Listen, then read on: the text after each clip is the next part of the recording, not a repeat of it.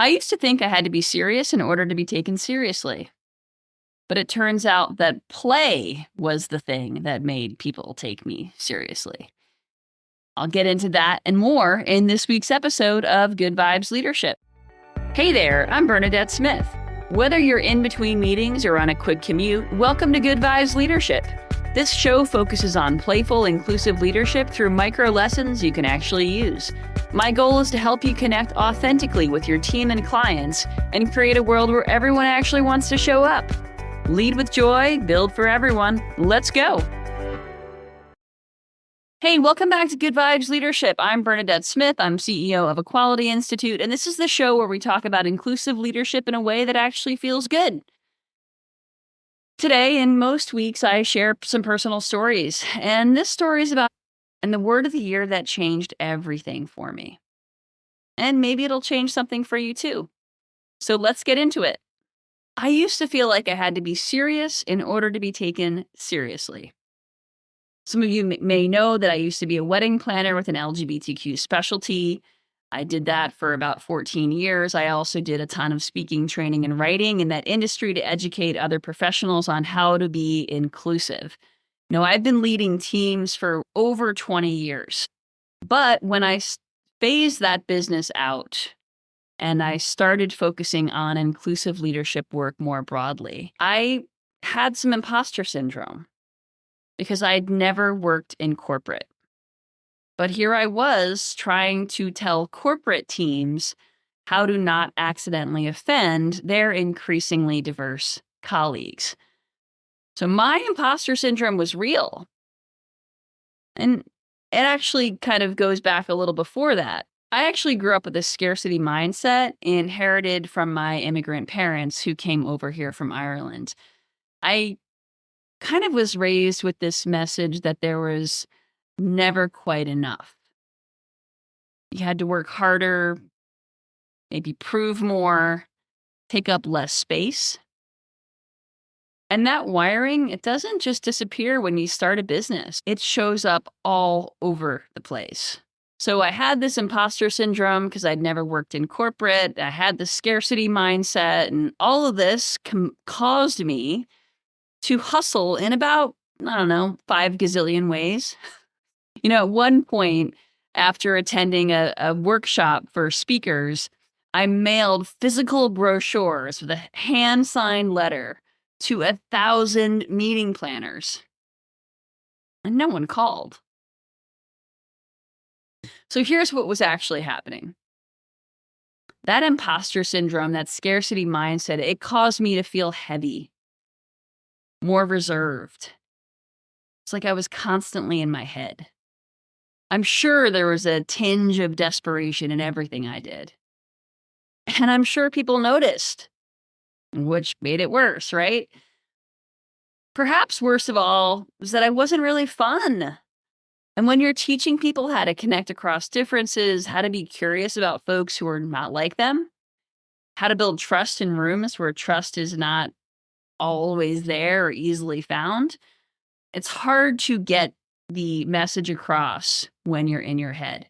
It's hard to make an impact when you're heavy, right? I can't really do that impactful work from a place of fear. You can't follow the arc. You can't ask better questions. You can't create safety for other people when you're performing instead of connecting. And being in my head about my scarcity and about my imposter syndrome, it caused me to perform rather than connect. I was so busy trying to be taken seriously that I forgot how to be present. So, I've been a leader for over 20 years now. And the one thing that I know is that inclusive leadership is a contact sport.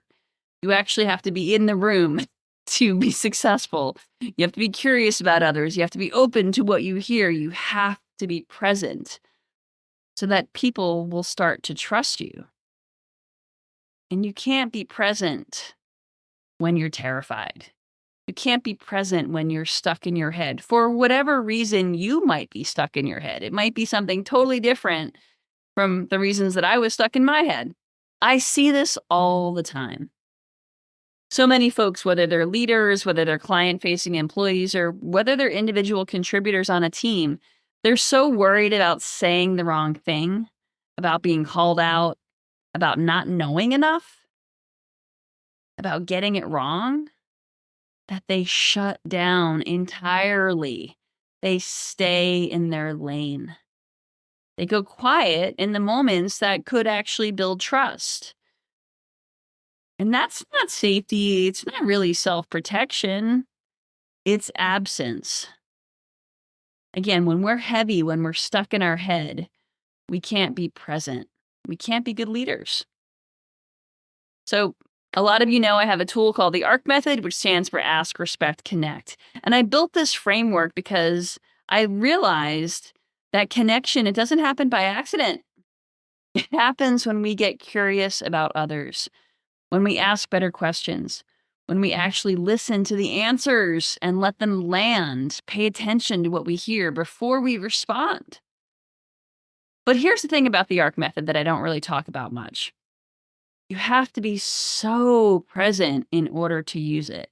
Like really present, not performing present, not like managing your image or trying to overthink about how you will be perceived, but actually being there with the person in front of you. The thing that helped me was play. Maybe it'll help you too. So one day I actually noticed this about myself. I noticed the heaviness. I noticed what wasn't working. And I decided to make the word play my word of the year. That year and in the years since, I have learned pickleball. I've done Dungeons and Dragons and other role-playing games. I've learned new board games and play them a lot more.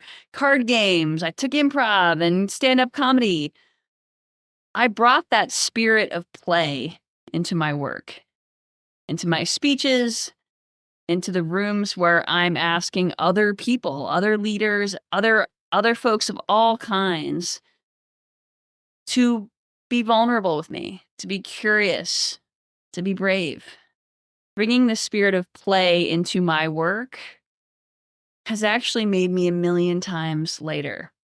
So here's the thing that a lot of folks might not tell you. The lighter I got, the more seriously people took me, and the more genuinely I could connect with other folks in whatever room I was in. So here's what I want to leave you with today. Where are you performing instead of connecting?